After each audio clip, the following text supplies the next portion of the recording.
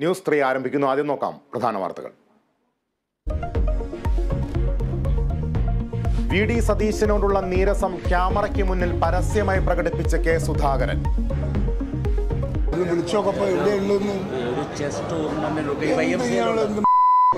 പത്രക്കാരോട് പറഞ്ഞിട്ട് എന്തൊരു മോശമാണ്.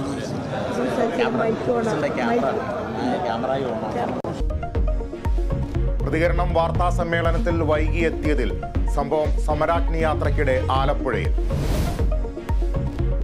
3ാം സീറ്റിനായി സമ്മർദ്ദം ശക്തമാക്കി മുസ്ലിം ലീഗ്. നാളെ തീരുമാനമുണ്ടാകുമെന്ന് വി.ഡി. സതീശൻ. 3ാം സീറ്റ് ചോദിക്കാൻ ലീഗിന് അവകാശമുണ്ടെന്ന് കെ.സി. വേണുഗോപാൽ. സ്ഥാനാർത്ഥി പ്രഖ്യാപനത്തിന് മുൻപേ കോഴിക്കോട് എം.കെ. രാഘവന് വേണ്ടി ചുവരെഴുത്ത്.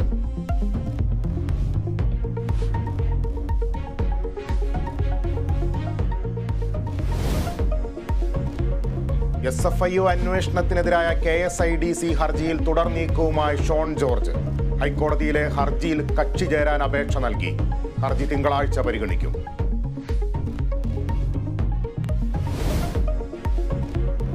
കോഴിക്കോട് കൊയിലാണ്ടിയിലെ CPM നേതാവിന്റെ കൊലപാതകത്തിലെ റിമാൻഡ് റിപ്പോർട്ട് പുറത്ത്.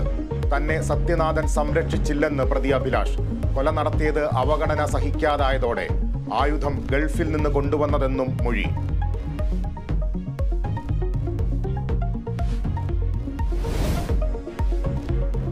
തിരുവനന്തപുരത്ത് വീട്ടിൽ പ്രസവത്തിനിടെ അമ്മയും കുഞ്ഞും മരിച്ച സംഭവം. പ്രതി നയാസിന്റെ ആദ്യ ഭാര്യയെ പ്രതി ചേർത്തു. വീട്ടിൽ പ്രസവിക്കാൻ പ്രേരിപ്പിച്ചെന്ന് പോലീസ്.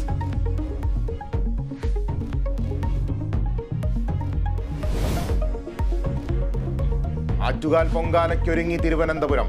പൊങ്കാല നാളെ. നഗരത്തിൽ പൊങ്കാല അടുപ്പുകൾ നിരന്നു തുടങ്ങി.